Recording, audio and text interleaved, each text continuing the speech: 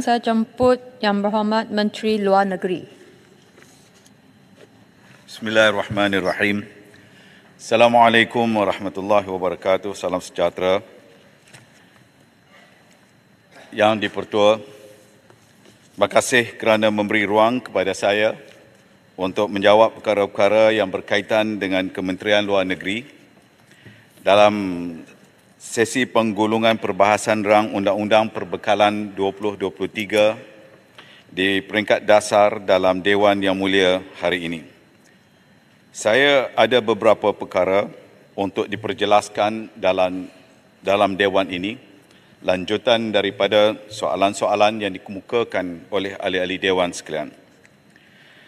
Dalam kesempatan ini, saya bagi pihak Kementerian Luar ingin merakamkan setinggi-tinggi penghargaan dan terima kasih kepada semua ahli yang berhormat, khususnya Yang Berhormat Lawas, Yang Berhormat Tumpat, Yang Berhormat Sik, Yang Berhormat Macang, Yang Berhormat Kota Belud, Ipoh Timur dan Yang Berhormat Sembrong. Di atas keperhatian dan juga keprihatinan dalam menyentuh dan membangkitkan isu-isu yang berkait rapat dengan Kementerian Luar sewaktu membahaskan rang Undang-Undang Perbekalan 2023 di peringkat dasar. Yang di-Pertua, beberapa ahli yang berhormat telah menyentuh isu-isu yang berhubung kait dengan keselamatan dan kedaulatan negara, termasuk isu tuntutan pihak yang mendakwa sebagai waris Sultan Sulu terhadap Malaysia dan isu tuntutan Sabah dan lain-lain. Berkenaan isu tuntutan pihak yang mendakwa sebagai waris Sultan Sulu terhadap Malaysia, ingin saya tekankan di sini bahawa tuntutan dan tindakan yang dibuat oleh pihak yang mendakwa waris Sultan Sulu ini boleh dianggap satu tindakan di luar batasan, keterlaluan dan melanggar undang-undang antarabangsa.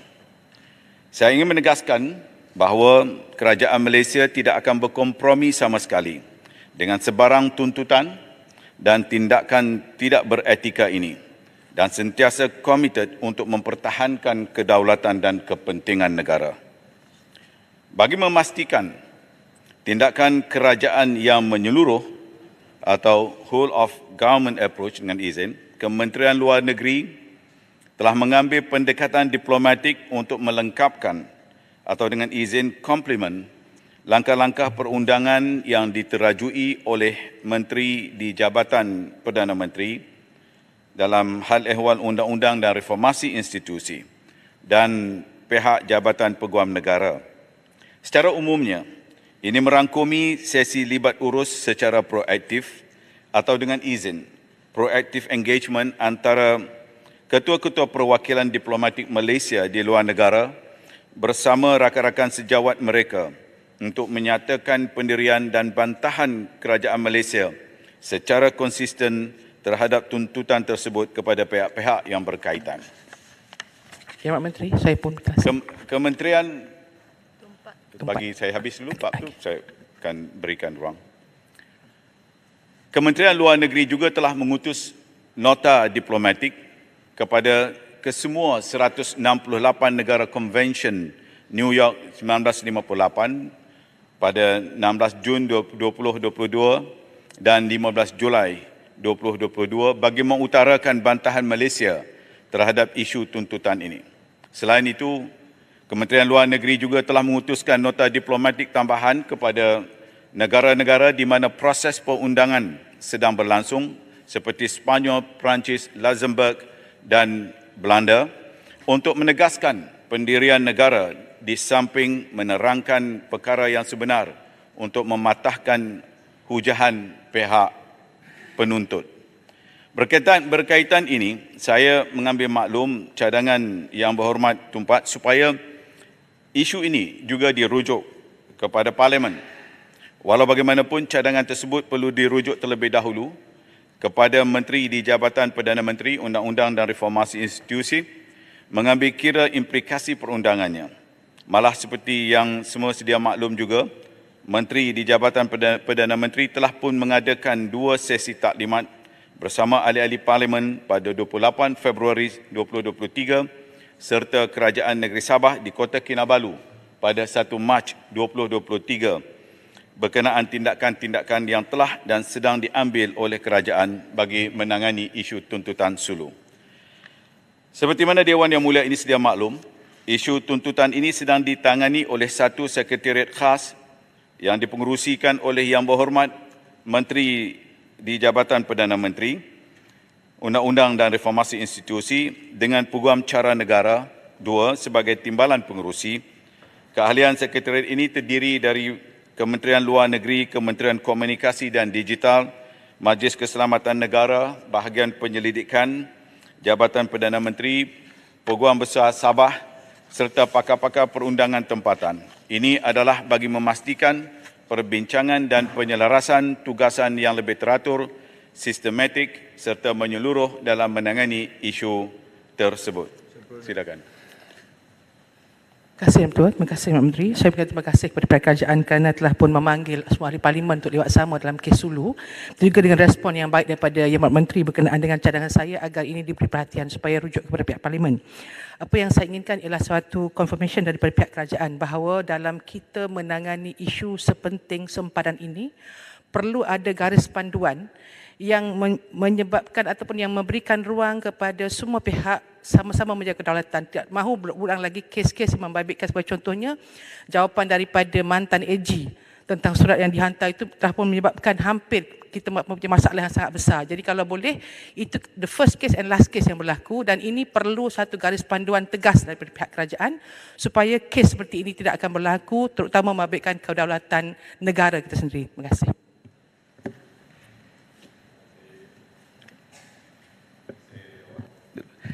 Saya terima kasih atas komen yang dilontarkan oleh Tumpat dan sebagai menjawab soalan yang telah ditimbulkan, itulah yang telah kita lakukan, iaitu salah satu pendekatan kita dengan mengajak ke semua ahli-ahli parlimen kita untuk diberikan sesi taklimat supaya setiap daripada kita tahu tentang perkembangan yang berlaku dalam negara kita dan dalam konteks hubungan dengan negara luar. Kita akan teruskan sesi-sesi seperti ini dan dalam masa yang sama kita mengambil maklum tentang perkara-perkara yang lepas, mungkin ada kekurangan-kekurangan yang perlu diperbaiki dari masa ke semasa. Ini termasuklah dalam konteks kita memahami beberapa tindakan-tindakan yang sewajarnya diambil terlebih dahulu. Itu yang pertama. Dan yang kedua melibatkan dari segi pemahaman kita dalam konteks undang-undang antarabangsa yang ada apabila kita berurusan dengan isu-isu yang terlibat seperti isu ini. Silakan Kekanda dari Sempurna yang tetap sempurna. Terima kasih Yang Berhormat Datuk Menteri dan Datuk Speaker. Setelah mendengar apa yang telah dinyatakan oleh Yang Berhormat Menteri tadi, saya ingin bertanya, as if dari sudut penjelasan itu very responsive. Ya. Kita respon Spain, kita respon kejadian-kejadian yang dilakukan oleh pihak-pihak yang menuntut ini. Saya ingat dah sampai ketika dia, Datuk Speaker, untuk memastikan kerajaan pada hari ini mempunyai langkah yang konkret dan jelas. Bukan hanya daripada sudut apa yang Berhormat nyatakan tadi, perundangan antarabangsa. Bayangkan referendum tahun 1962 dah dilakukan. Ini United Nations Article, Resolution yang telah meluluskan, iaitu bila mana ditanya rakyat Malaysia di Sabah, di Sarawak nakkan bebas, independen dalam pembentukan Malaysia. Takkan itu satu ketetapan undang-undang antarabangsa yang tak dihormati? Kawasan saya paling banyak bermasalah tentang ini. Di Lanun, di Ceroboh, Tandoan, umat meninggal dunia. Harta tak boleh sebut keadaan kerugian dia. Sampai bila pihak kerajaan, dari satu kerajaan, pemerintahan tidak punya satu langkah yang konkret, bukan hanya membawa satu perkara ini, kita bawa ke landasan-landasan. Kita tahu bangsa-bangsa bersatu dah pun membuat resolusi. Kita tahu juga ada imbuhan 5,000, iaitu sebelum kita merdeka, almarhum Tunku. Tapi itu bukan imbuhan mengikat kita. dari sudut bahawa ini hak mereka. Kena referendum dah ada. Ya, patut ini dah lepas. Banyak negara dah referendum merdeka. Tak ada pun dituntut. Sampai bila kita membuat pendekatan dengan Presiden Filipina kita, pimpinan kita selepas satu-satu pimpinan hanya berunding secara diplomatik. Endless. Saya minta kepada Yang Berhormat supaya kalau dapat ya, jelaskan konkret resolution once and for all supaya ketidakstabilan di rantau bukan hanya Sabah bahkan juga hubungan rapat di antara Malaysia dan Filipina tidak akan tergugat oleh kena tuntutan ini. Mahan saya ingat kalau dah lanun, tanduan, lepas ini harta kita nak diambil pula. Apalagi tindakan pihak-pihak tuntutan Kesultanan Filipina ini. Mereka bukan ada kedaulatan sultan pun. Mindanao used to be owned by them, minister by them.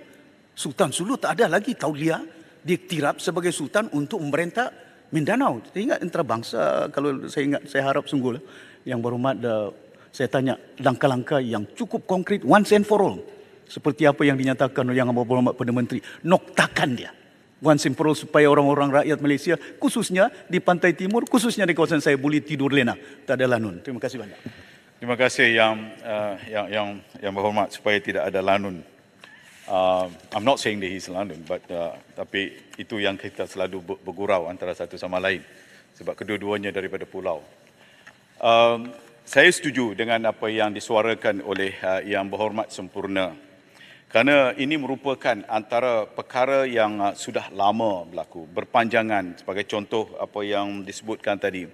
Referendum telah dibuat pada tahun 1962 lagi melalui Suruhanjaya Kobel tentang apa pilihan rakyat Sabah sebenarnya dalam hal menentukan masa depan mereka sendiri. Yang ini saya akan jawab seterusnya kerana ada soalan yang dibangkitkan oleh salah seorang daripada ahli yang berhormat daripada Kota Belud, dan kerajaan sentiasa menggunakan pendekatan yang terbaik dalam usaha kita untuk menyelesaikan perkara ini. Tetapi dalam masa yang sama, seperti mana yang berhormat juga sedia maklum dalam konteks Sulu sebagai contoh, kita tidak menjangkakan satu perkara yang dilakukan oleh satu kumpulan yang lain. Tiba-tiba dia mewujudkan satu tim baru yang kononnya mereka mengaku bahawa mereka adalah claimant yang sebenar kepada Kesultanan Sulu, dan mereka menggunakan melalui mahkamah di peringkat antarabangsa daripada satu tempat kepada satu tempat, apa yang diistilahkan sebagai forum shopping, yang kalau di satu negara ini ianya tidak berjaya, kemudian dia akan pergi ke tempat lain. Dan ini adalah merupakan langkah-langkah yang dibuat di luar kawalan kita. Dan kita terpaksa berhadapan dengan suasana ini, seperti yang telah pun dijelaskan oleh Yang Berhormat daripada Pengerang, menjelaskan tentang apakah langkah-langkah yang sedang kita buat, termasuklah claimant yang berterusan ini. Namun di peringkat antarabangsa, langkah-langkah yang sangat objektif kita perlu lakukan. Umpamanya, salah satunya dengan mengadakan siri perbincangan yang berterusan. Dalam konteks lawatan yang amat berhormat baru-baru ini, saya ambil contoh dalam konteks di Filipina, itu antara lain yang dibincangkan di peringkat dua pemimpin untuk mencari jalan untuk kita selesaikan, termasuk dalam masalah Sabah ini khususnya. Saya silakan. Pendek saja. Terima kasih Yang Berhormat Menteri. Saya ingin bertanya sama ada pihak kementerian ataupun Wisma Putra mahu membuat penyelidikan yang terperinci tentang kesahihan perjanjian dengan Suluh itu. Dia semuanya ditulis dalam Jawi. Apakah kesahihan dia? Apa yang saya tahu ialah yang sahih dari segi perjanjian itu di antara British dengan Kesultanan Brunei, dan tidak ada kena-mena dengan yang Suluh ini. Sebab itu ini menjadi pokok pangkalnya yang dia menjadi claimant dan sebagainya, dan akhirnya kita sampai ke tahap ini. Adakah pihak Wisma Putra akan mengkaji ini dengan lebih mendalam, mendapat pandangan-pandangan daripada orang-orang Sabah yang mempunyai semua ada dokumen ataupun maklumat ya tentang perkara ini supaya kita dapat mendapat kesahihan sebenarnya. Terima kasih. Atas pandangan Yang Berhormat tadi, Sebenarnya ini antara perkara-perkara langkah-langkah yang dibuat oleh tim yang diketuai oleh Menteri di Jabatan Perdana Menteri kita. Termasuklah dengan pergi ke arkib-arkib, termasuk di Filipina, di Malaysia sendiri dan juga di kawasan-kawasan yang ada kaitan, termasuk ada dikatakan pergi sampai ke London untuk kita gali balik. Soalnya sekarang yang masih yang penting sekali ialah yang menyebut dirinya sebagai claimant itu benar-benar claimant ataupun tidak, atau mereka benar-benar waris ataupun tidak. Ini yang kita perbahaskan dan kita telah pun membuat proses perundangan kita untuk mencabar kesahihan itu. Dan saya ingin sebutkan di sini dalam usaha-usaha yang dilakukan oleh Menteri di Jabatan Perdana Menteri, beliau telah menemukan beberapa keluarga yang turut juga mengaku bahawa mereka adalah daripada keluarga kesultanan itu. Jadi yang mengaku bahawa dia ini adalah salah satu daripada claimant itu, mereka adalah waris yang sah, sebenarnya juga adalah tidak betul dan kita sedang menggunakan proses mahkamah untuk mencabar kesahihan itu. Silakan.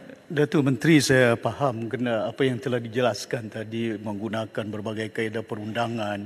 Mungkin untuk makluman yang berhormat, sebenarnya kalau kita lihat sejarah rentetan dia, masa saya di Kementerian Tanah Koperasi, tuntutan pihak Filipina terhadap Ligitan dan Sipadan. Tapi entiti Indonesia, kerajaan, very clear, bawa pergi ICJ. Dan kita lawan.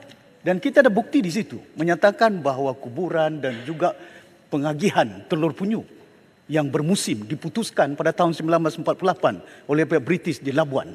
Ada bukti dia. Sehingga Mahkamah Antarabangsa memutuskan bahawa benar Malaysia berhak bahawa Sipadan dan Ligitan adalah di bawah tauliah kerajaan Malaysia. Jadi ini dah ada bukti dah. Cuma mungkin perbezaan dia yang telah saya mendengar penjelasan daripada Menteri Undang-Undang dulu pun yang nyatakan bahawa oleh kerana itu is not clear now. Yang clear dulu kerajaan Indonesia menuntut boleh bawa pergi ICJ. Yang ini tak boleh pasal dia tak jelas, tuntutan banyak sangat. Inilah masalah dia. Saya ingat kalau itu menjadi asas pegangan kita untuk kita tidak menghentikan, menoktakan tuntutan ini, saya ingat ketidakstabilan yang berhormat tentang perkara ini being political. Come election, can we trust them? Kerajaan Filipina, presiden dia, setiap pilihan raya berlaku di Filipina, ini menjadi isu digunakan oleh mereka untuk meraih sokongan. Dan saya ingat perlu bagi kita untuk mengambil seperti apa yang saya jelaskan, concrete resolution, once and for all. Ya, sama ada ICJ, sama ada langkah-langkah lain yang kita katakan put a nokta to it. Terima kasih banyak. Cadangan sempurna yang datang daripada hatinya sebab dia berada di situ.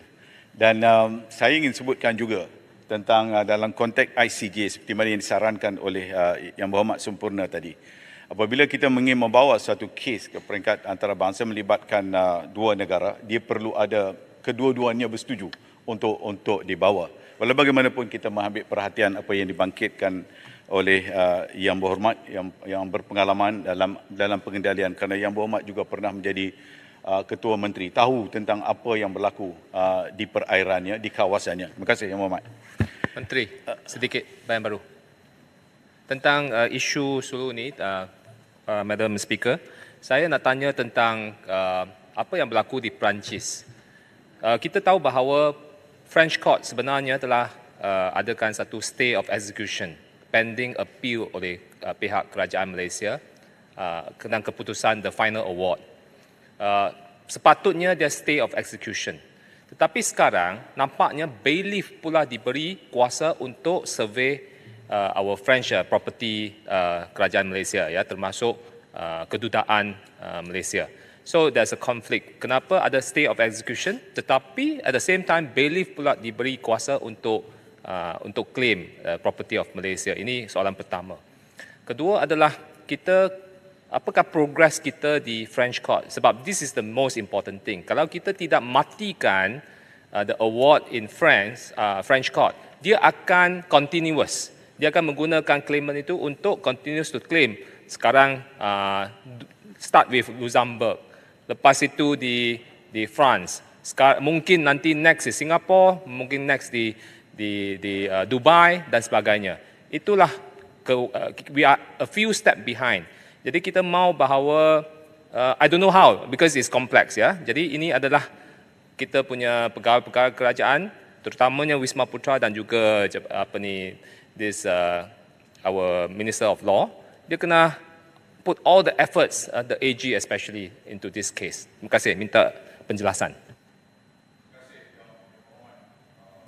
Menarik pandangan-pandangan yang diberikan, begitu konstruktif sekali pandangan-pandangan, termasuk isu yang terkini berlaku di Perancis. Seperti yang saya jelaskan di peringkat awal penjelasan saya, iaitu berkaitan dengan langkah-langkah yang diambil oleh kumpulan ini. Dia ada satu kumpulan ini yang mengambil kesempatan menggunakan kepakaran-kepakaran mereka. Mereka pergi daripada satu mahkamah ke mahkamah yang lain. Dan umpamanya ya, Yang Berhormat, ia bermula di mahkamah Spanyol. Dan mereka tahu mereka kalah, dia pergi ke negara lain pula, ke Perancis. Daripada Perancis, kemudian dia pergi ke Luxembourg. Dan dia akan pergi ke mana negara-negara macam seperti Forum Shopping, di mana dia rasakan bahawa ada kemungkinan keberangkalian untuk mereka mendapat kemenangan dalam kes yang ini. Ini termasuklah dalam kes yang terbaru, di mana disebutkan oleh Yang Berhormat tadi, iaitu mereka mendapat bailiff. Dan bailiff, bayangkan yang Berhormat, tanpa mereka periksa tentang kesahihan tindakan mereka itu, boleh ke satu peringkat untuk pergi cek harta benda Kedutaan Malaysia, termasuklah bangunannya, rumahnya, dan kita telah menghantar nota bantahan kita, termasuk kepada Kedutaan Perancis di sini. You cannot do this, kerana semuanya kita tertakluk kepada Vienna Convention.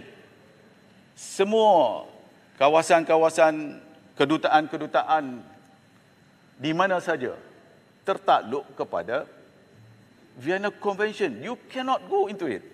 Jadi akhirnya mereka pun tahu akan kesilapan mereka. Mereka keluar daripada situ. Apa yang saya nak sebutkan di sini ialah inilah langkah-langkah yang dibuat oleh pihak sana. Dan dalam masa yang sama, bagi pihak kerajaan telah pun membuat keputusan untuk mewakilkan kepada menteri di Jabatan Perdana Menteri kita untuk bertindak dan pergi ke Eropah bagi mengendalikan kes ini, termasuklah di Perancis dan sebagainya. Dan barangkali juga saya akan turut serta sekali dalam tempoh yang terdekat ini. Terima kasih. Yang 7 minit baru satu isu. If you don't mind, allow me to jawab banyak-banyak ada beberapa isu yang lain. Yang dipertua berkaitan dengan isu yang dibangkitkan oleh Yang Berhormat Kota Belud. Kerajaan Malaysia telah berulang kali menegaskan pendirian bahawa Malaysia tidak mengiktiraf dan tidak akan melayan sebarang tuntutan oleh mana-mana pihak ke atas sebahagian atau keseluruhan negeri Sabah, yang telah pun dibangkitkan oleh sempurna juga tadi. Negeri Sabah adalah sebahagian daripada Malaysia dan bukannya wilayah yang dipertikaikan seperti yang dibuktikan oleh laporan Suruhanjaya Kobol bertarikh 1 Ogos 1962 kepada Pertubuhan Bangsa-Bangsa Bersatu yang menyatakan bahawa lebih dari 2/3 rakyat Sabah memilih untuk menyertai Malaysia pada tahun 1963. Dalam hal ini, kerajaan sentiasa mengambil berat soal kedaulatan negara dan tidak akan berganjak walau seinci pun daripada mempertahankan kedudukan Sabah di dalam Malaysia daripada mana-mana pihak yang cuba mencabar kedaulatan itu. Yang Amat Berhormat Perdana Menteri semasa lawatan beliau telah mengadakan pertemuan dengan Presiden Republik Filipina. Kedua-dua pemimpin bersetuju untuk memberikan tumpuan kepada usaha untuk meningkatkan hubungan dan kerjasama dua hala yang lebih besar. Dalam kata lain, saya ingin menekankan bahawa hubungan dua hala Malaysia dan Filipina tidak seharusnya dibayangi oleh isu tuntutan Sabah semata-mata. Hubungan erat yang terjalin antara kedua-dua buah negara merangkumi kerjasama di dalam pelbagai bidang yang membawa banyak manfaat bersama kepada kedua-dua pihak, seperti bidang keselamatan dan pertahanan, pertanian, industri halal dan ekonomi digital. Di samping itu, kerajaan Filipina mempunyai rasa hormat yang tinggi terhadap kerajaan Malaysia apabila Malaysia diundang dan diberi tanggungjawab untuk menjadi fasilitator proses damai di selatan Filipina sejak tahun 2001 dan menerajui tim pemantau antarabangsa sejak tahun 2004.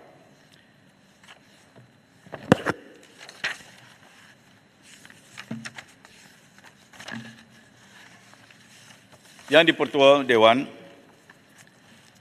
dalam soal konflik Rusia dan Ukraine yang dibangkitkan oleh Yang Berhormat Machang, ingin saya sebutkan di sini iaitu konflik Rusia dan Ukraine ini kerajaan mengambil pendirian berkecuali dan tidak memihak kepada mana-mana negara agar Malaysia tidak diheret ke kancah krisis geopolitik dunia selari dengan dasar luar negara Malaysia. Pendirian ini juga adalah selari dengan pendirian majoriti negara-negara membangun lain yang kebanyakannya telah terkesan dari sudut ekonomi maupun politik akibat konflik yang berlaku ini. Seterusnya, I'll give the floor after this. Can I finish dengan izin? Seterusnya, kerajaan Malaysia percaya bahawa dialog dan rundingan berterusan adalah penting demi mencari jalan penyelesaian terbaik untuk menamatkan konflik tersebut. Kerajaan akan terus menyokong usaha-usaha oleh kedua-dua pihak iaitu Rusia dan Ukraine untuk meneruskan dialog ke arah penyelesaian konflik dengan segera demi mengekalkan keamanan dan keselamatan serantau dan antarabangsa. Kerajaan sedia maklum akan kesan konflik Rusia dan Ukraine ini ke atas ekonomi dunia dan serantau, termasuk negara kita, sama ada secara langsung maupun tidak langsung. Dalam hal ini, kerajaan telah melaksanakan langkah-langkah proaktif untuk mengurangkan kesan sporadik atau sporadic effect dengan izin ke atas ekonomi negara akibat konflik tersebut. Silakan. Terima kasih Yang Berhormat Menteri. Saya hendak tanya Yang Berhormat Menteri berkaitan dengan skandal ini. Berkaitan dengan itu perang tersebut. Di mana sekatan-sekatan ekonomi pun dah dilancarkan. Sejauh manakah pendedahan kita sekiranya kita membuat pembelian daripada negara Rusia? Khususnya apabila kita lihat dari segi kelengkapan tentera, kita ada pesawat pejuang MiG.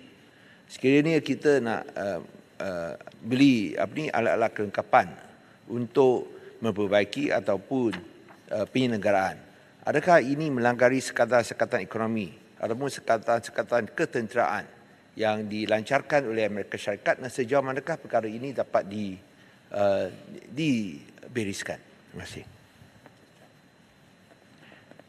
Terima kasih Yang Berhormat. Saya tak fikir MIG kita masih ada lagi. Saya rasa dah decommission already.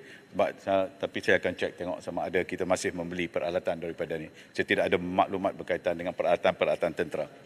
Secara contoh, terima kasih. Ya, saya faham. Ya, saya faham apa yang dimaksudkan oleh Yang Berhormat berkaitan dengan sanction, akibat sanction yang dikenakan, apa akan berlaku kepada hasil kemasukan barangan dan sebagainya.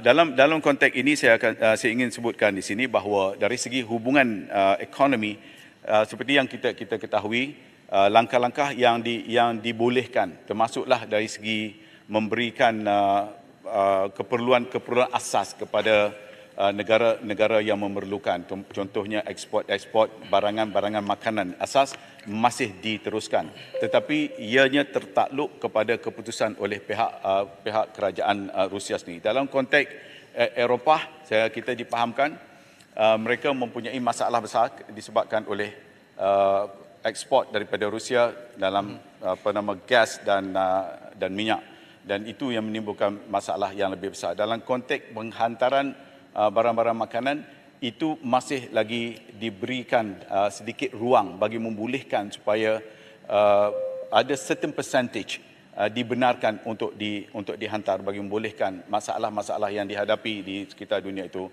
tidak berterusan. Sebab apa yang berlaku daripada kesan perang Rusia-Ukraine ini ialah berlakunya disruption of supply chain yang begitu besar sekali yang mengakibatkan termasuk juga negara kita turut menghadapi masalah yang sama sebagai contoh dalam ekspor gandum dan sebagainya. Yang Mohd Menteri, terima kasih. Sebelum kita tamat, saya cuma nak bangkitkan satu isu tentang pendirian kerajaan Malaysia tentang krisis yang berlaku di Myanmar.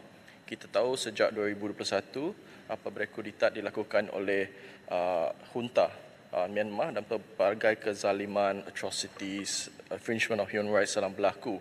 Dan baru-baru ini Yang Berhormat Tambun di Thailand dan di Filipina telah mengeluarkan kata-kata yang keras.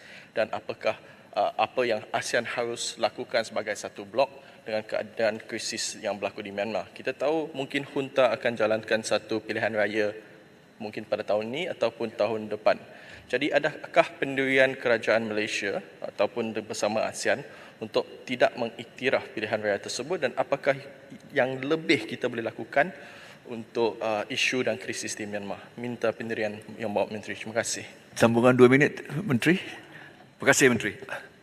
Itu yang dipertua. 5 poin konsensus itu termeterai April 2021. Seawal itu. Dan banyak pihak telah pun menyatakan bahawa ia telah gagal.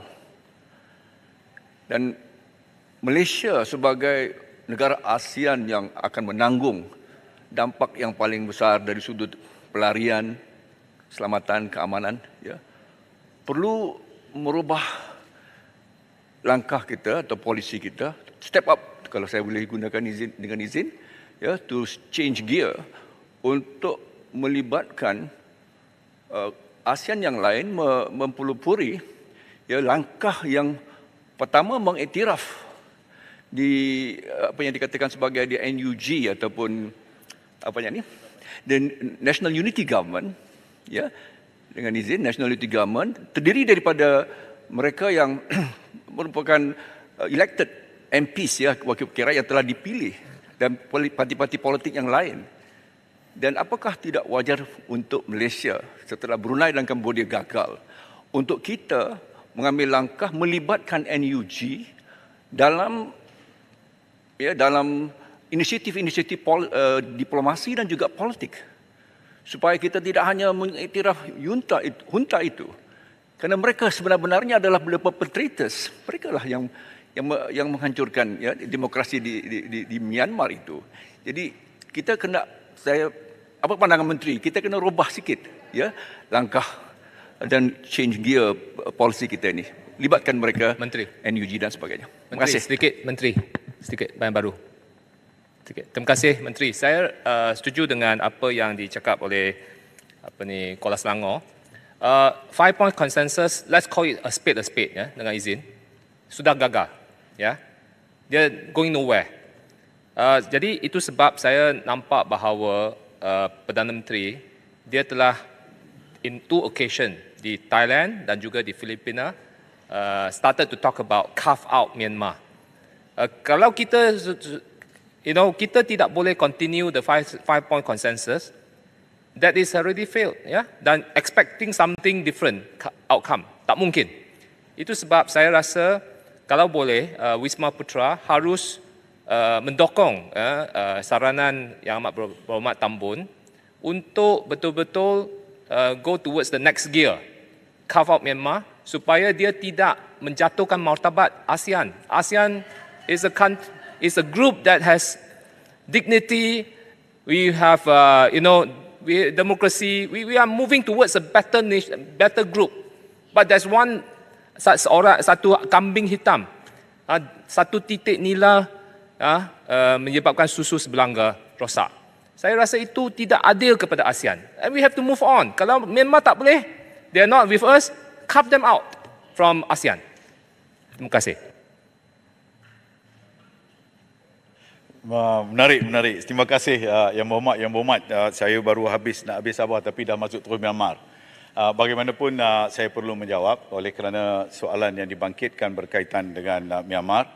Saya belum masuk lagi, tapi apapun yang sebagai menjawab apa yang dibangkitkan tadi. Benar, kita telah membincangkan perkara ini sejak 2 tahun yang lalu kerana ketika mana point consensus dibuat itu, pemerintah junta sendiri berada bersama-sama dan bersetuju untuk menyelesaikan secara bersama-sama.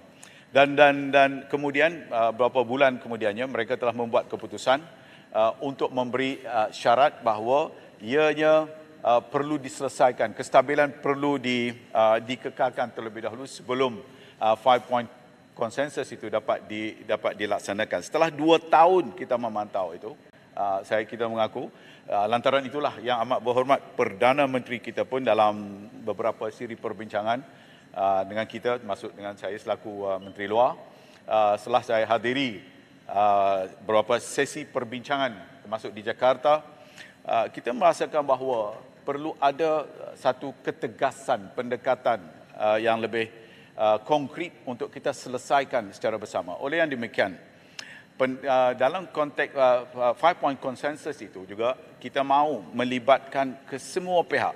Namun saya ingin peringatkan juga kepada kita sekalian bahawa isu yang kita hadapi dalam konteks Myanmar ini bukan hanya semata-mata melibatkan Myanmar at the exclusion of other state dengan izin, tetapi yang paling mustahak ialah ia ada berkaitan dengan isu ASEAN.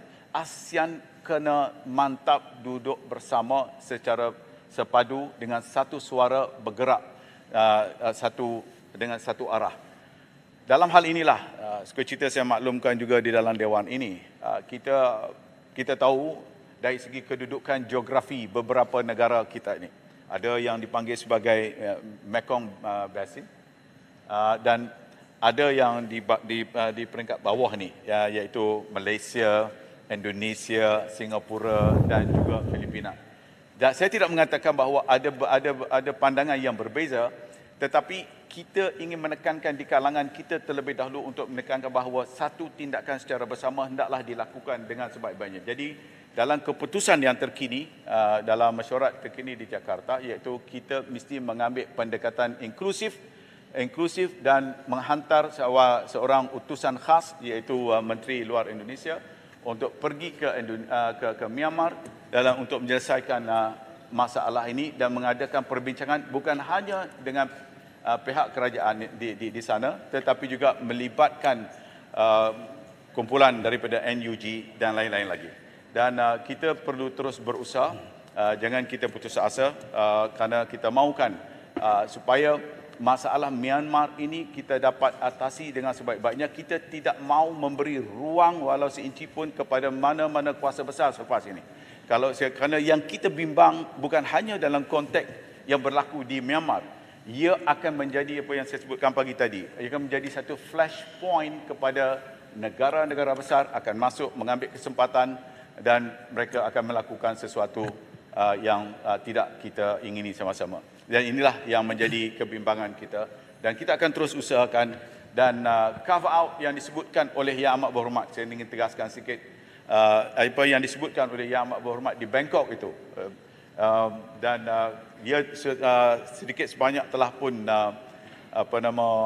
membangkitkan respon daripada beberapa negara, dan apa yang beliau maksudkan ialah kita jangan terlampau tertumpu dalam konteks masalah yang dihadapi oleh Myanmar sehingga kan kita lupa tanggungjawab kita dalam konteks negara ASEAN ketika mana kita sedang menghadapi krisis ekonomi sebagai contohnya. Bagaimana kita nak meneruskan gerak kerja kita? ASEAN jangan orang kata hanya tertumpu kepada soal ini, tinggalkan soal-soal yang lebih besar yang sedang kita hadapi ini perlu kita buat kerjasama yang lebih tuntas dan mantap lagi. Saya ada 5 orang akan bangun untuk respon. Pendek saja, Datuk Speaker. I'm not sure. Bagi tu orang. Saya lihat yang belakang first dulu.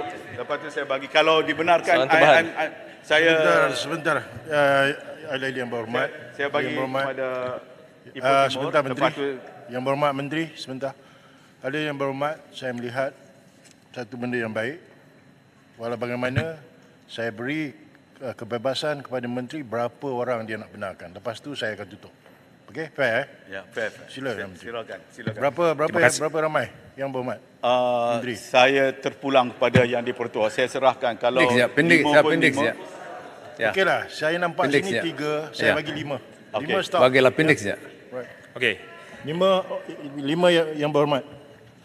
Terima kasih Timbalan Speaker, terima kasih Yang Berhormat Menteri.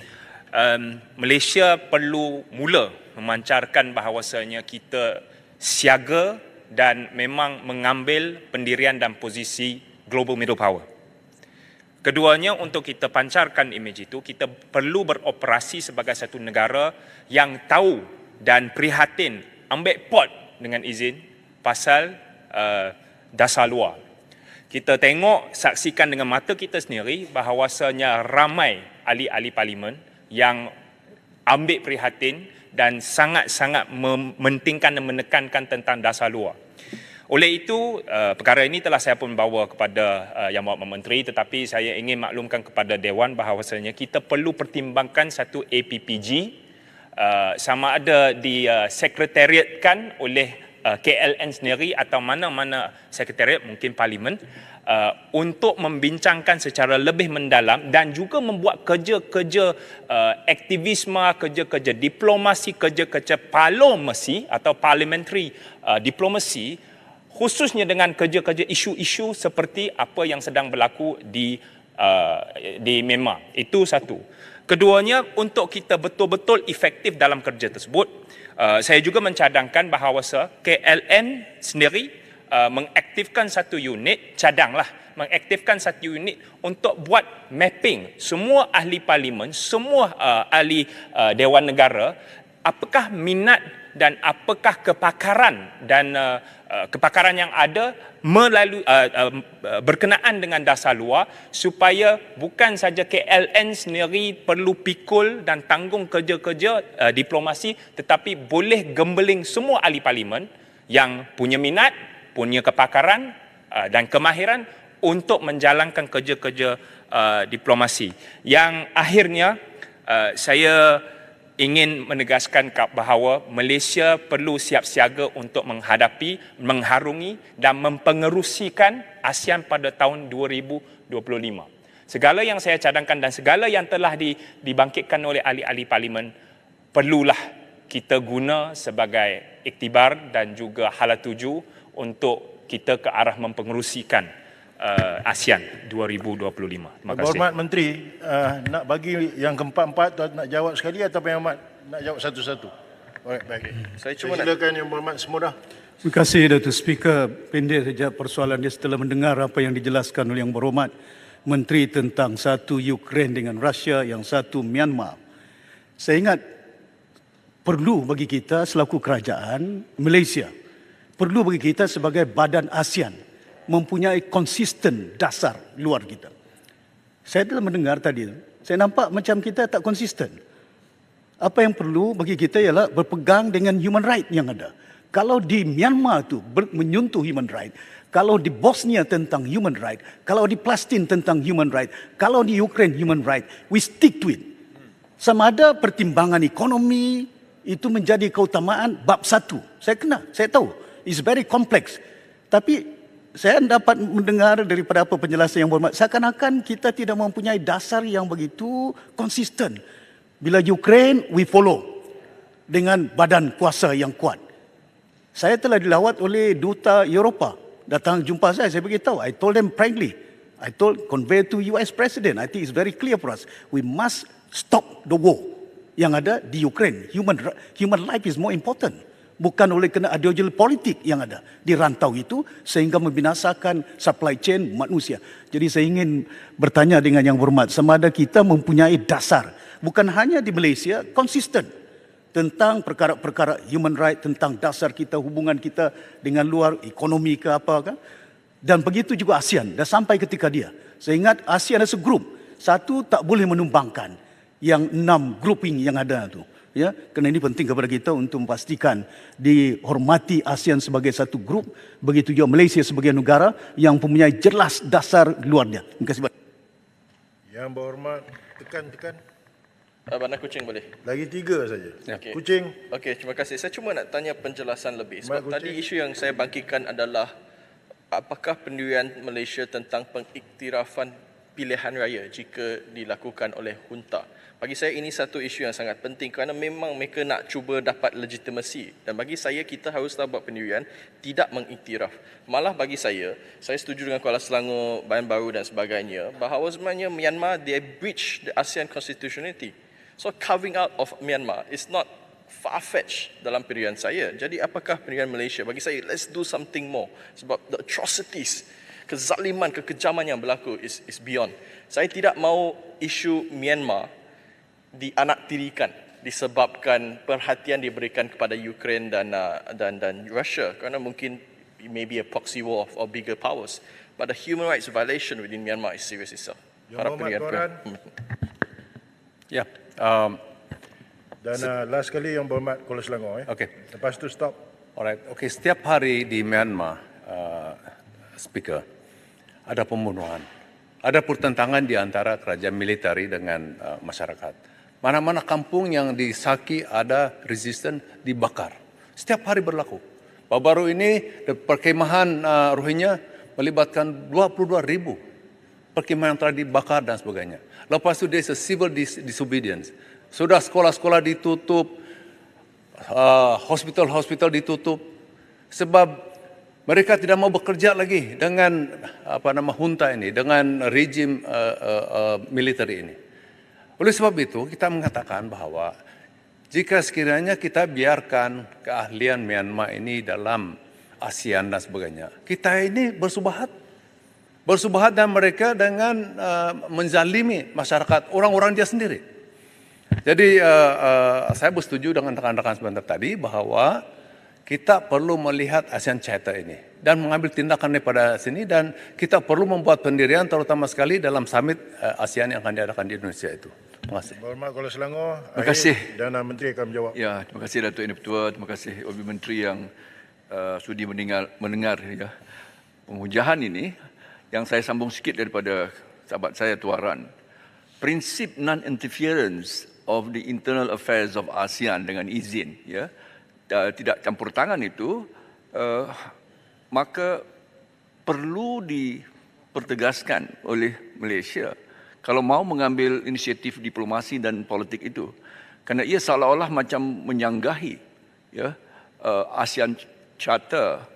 Apakah Myanmar telah menyanggahi ASEAN Charter, lalu prinsip non-interference of the internal affairs of ASEAN countries itu boleh kita atasi ataupun preceded ataupun diberikan laluan, diberikan keutamaan daripada hanya to observe, hanya untuk menjaga persoalan prinsip non-interference itu. Itu perkara yang menteri dan kementerian perlu garap dan secara tuntas supaya tidak ada inconsistencies dari sudut ini, ya, seperti mana yang sempurna cuba bayangkan. Terima kasih Datuk Yang Ketua, terima kasih Menteri.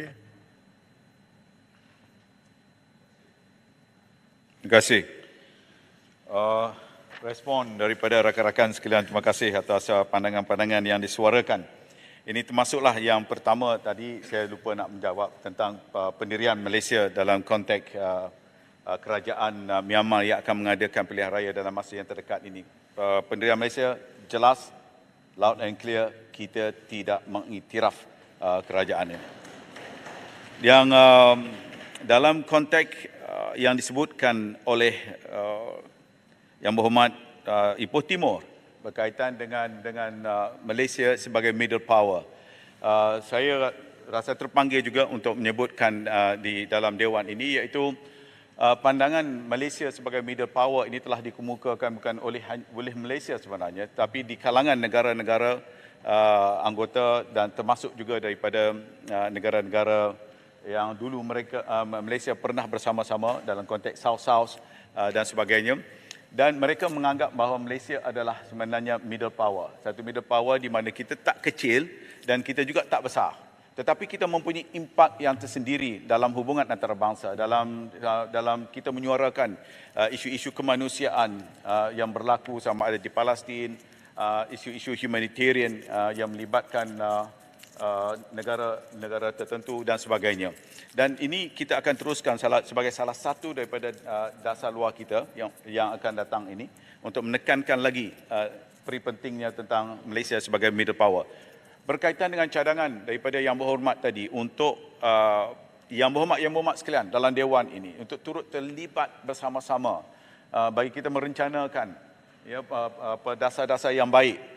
Saya mengalu-alukan, malah ingin saya sebutkan bahawa kita telah pun mewujudkan satu Consultative Council for Foreign Policy di peringkat kementerian luar kita dengan membawa tokoh-tokoh, kerana kita nak lihat bahawa dasar luar negara ini benar-benar mantap, tuntas dan mendapat pandangan daripada pakar-pakar, bukan hanya mereka yang terlibat dalam bidang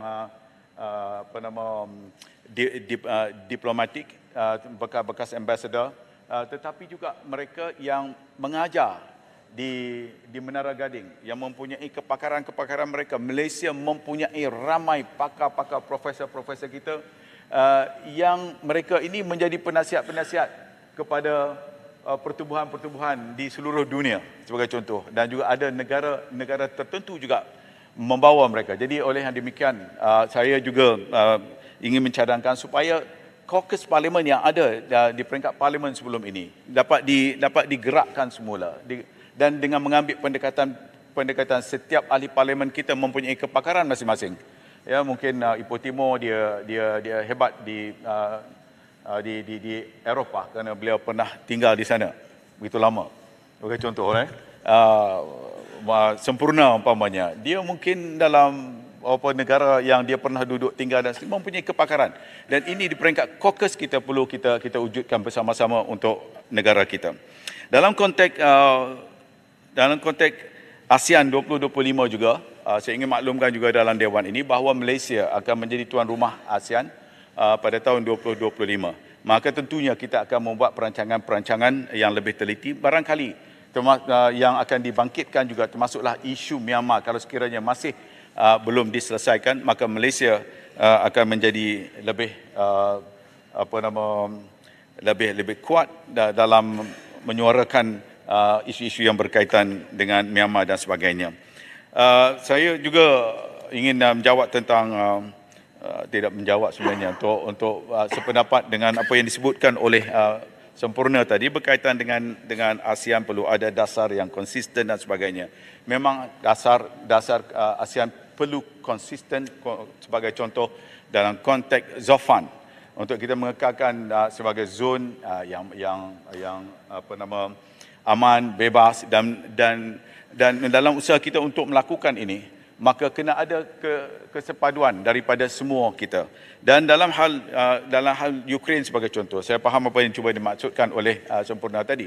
Dalam isu ini kita kata ini soal human right, tapi dalam isu Ukraine pun Malaysia menegaskan dengan jelas sekali, dan begitu juga dengan pandangan ASEAN bahawa sebarang langkah tindakan yang dilakukan dengan menceroboh negara lain itu kita tidak bersetuju sama, kita menentang sama sekali. Itu adalah pendirian Malaysia dan juga pendirian ASEAN secara keseluruhannya. Boleh ada masa lagi? Yang Berhormat Menteri last ya. Yang Berhormat.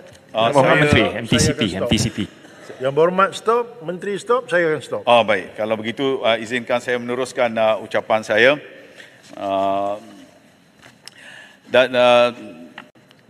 Datuk Yang Dipertua, dalam soal yang dibangkitkan oleh ahli Yang Berhormat berkaitan dengan China dan Taiwan, Malaysia akan terus mengambil pendekatan untuk menjalinkan hubungan yang erat dan strategik dengan China.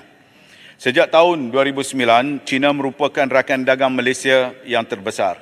Nilai perdagangan antara Malaysia dan China pada tahun 2022 telah mencecah sebanyak 17.1%.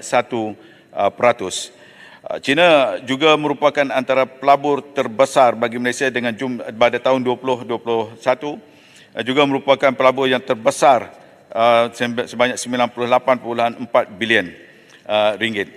Pada masa yang sama,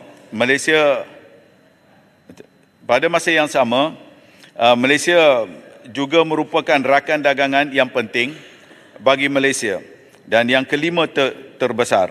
Jumlah perdagangan Malaysia dengan Taiwan pada tahun 2022 telah meningkat sebanyak 35.8% berbanding tahun 2021 dengan nilai 100 berbanding dengan tahun 2021. Dari aspek pelaburan pula, Taiwan telah melabur sebanyak 21.6 bilion pada tahun 2022 demi menjamin kepentingan hubungan yang baik, terutamanya dari segi hubungan ekonomi dan perdagangan. Bagi manfaat bersama, Malaysia akan terus mengambil pendekatan seiring dengan kepentingan strategik Malaysia dan dasar satu China dengan izin One China Policy. Ini adalah selari dengan dasar luar negeri Malaysia yang pragmatik, berkecuali dan mengutamakan kepentingan negara dalam memastikan negara mendapat manfaat dan pulangan yang maksimum daripada kerjasama dan strategi ekonomi tersebut. Jalinan kerjasama ASEAN dibangkitkan oleh Yang Berhormat Sembrong.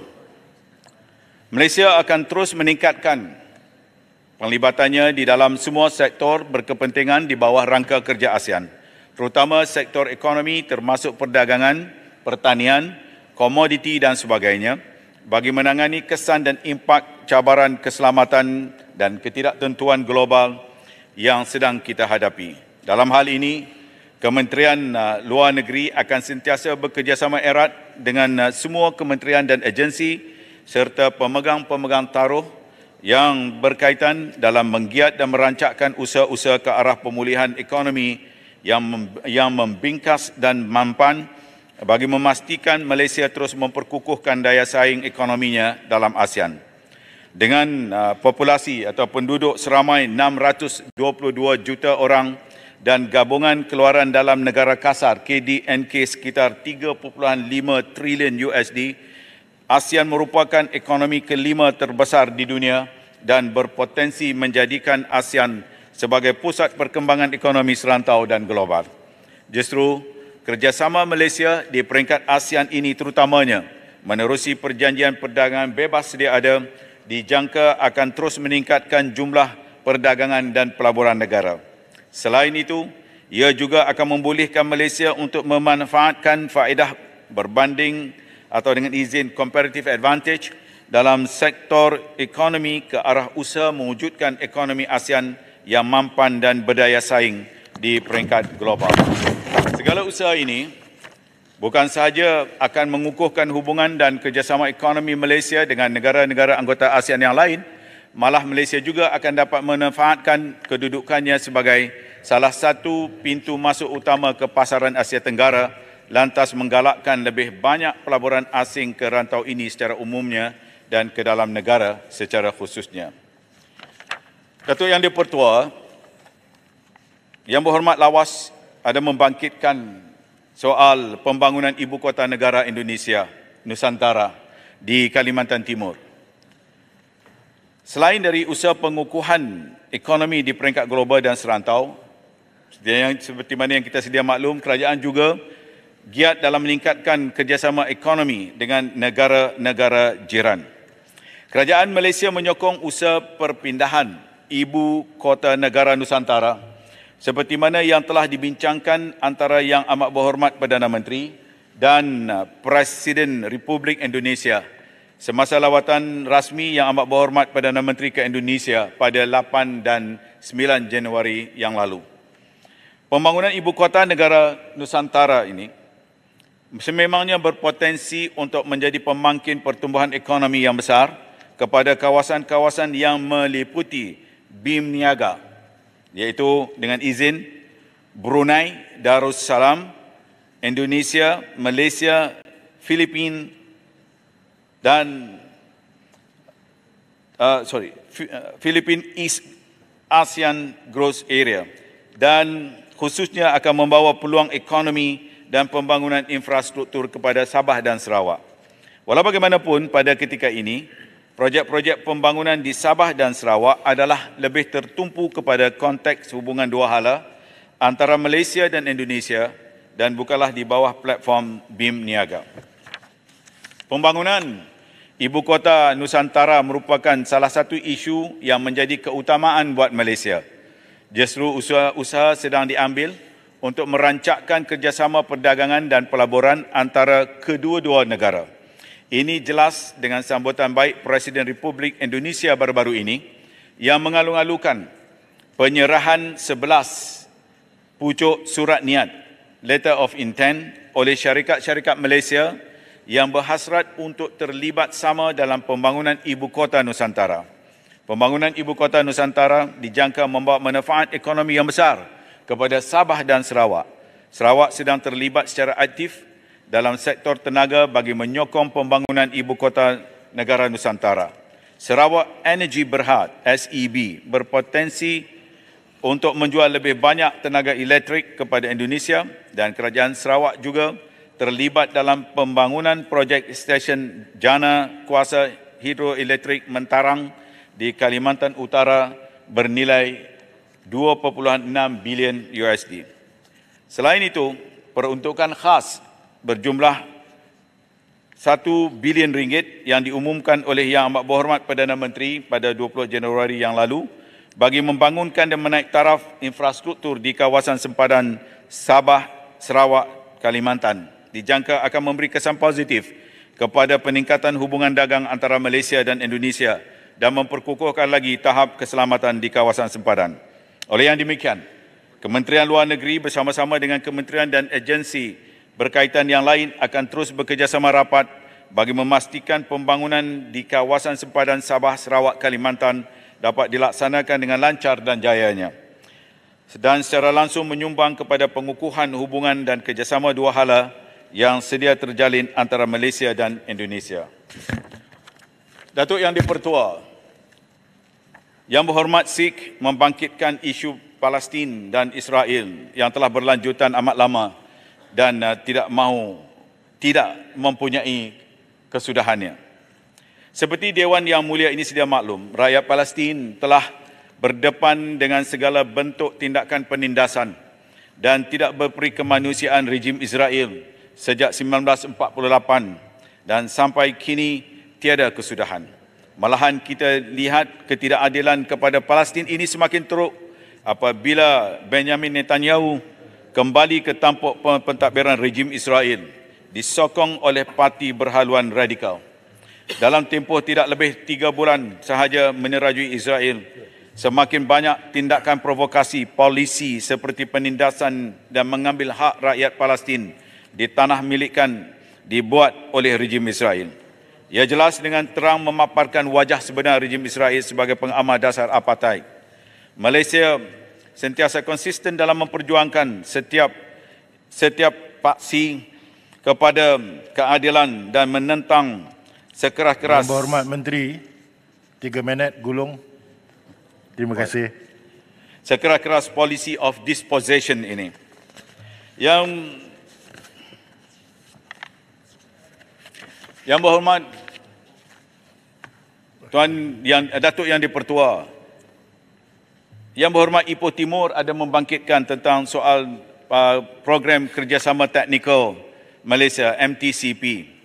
Saya ingin mengucapkan terima kasih atas soalan ini. Sememangnya MTCP merupakan salah satu instrumen diplomasi negara yang berupaya untuk melonjakkan kedudukan strategik negara di persada antarabangsa dalam jangka masa panjang. Namun demikian, isu MTCP ini jarang sekali dibangkitkan dalam Dewan Yang Mulia ini. Untuk makluman Dewan Yang Mulia ini, MTCP merupakan salah satu instrumen dasar luar Malaysia dalam melaksanakan komitmen antarabangsa negara melalui perkongsian pengalaman pembangunan dengan negara-negara membangun di bawah kerangka kerjasama Selatan-Selatan atau dengan izin South-South Cooperation.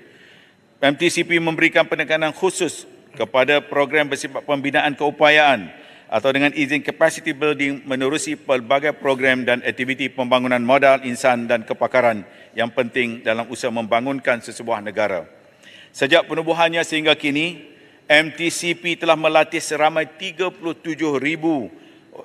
dan 55 orang peserta dari 144 negara penerima di dalam bidang-bidang kepakaran Malaysia seperti pertanian, ICT, perbankan Islam, diplomasi dan promosi pelaburan. Ada di kalangan mereka sekarang ini menjadi pemimpin-pemimpin utama di negara masing-masing.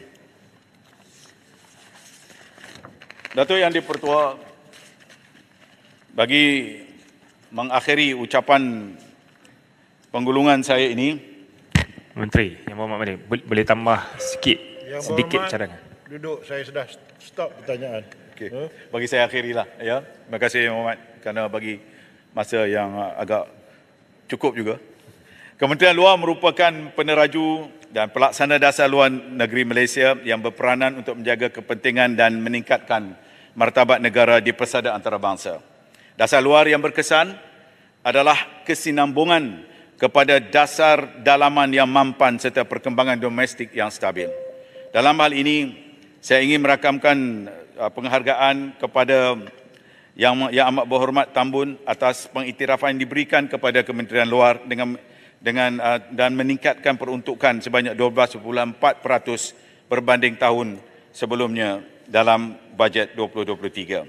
Dalam kesempatan ini, Kementerian Luar juga sangat menghargai peranan Yang Amat Berhormat daripada Tambun untuk terus memberi sokongan-dokongan dalam usaha kita untuk meletakkan Malaysia di platform antarabangsa serta dalam proses untuk penambahbaikan infrastruktur pejabat-pejabat perwakilan Malaysia di serata dunia.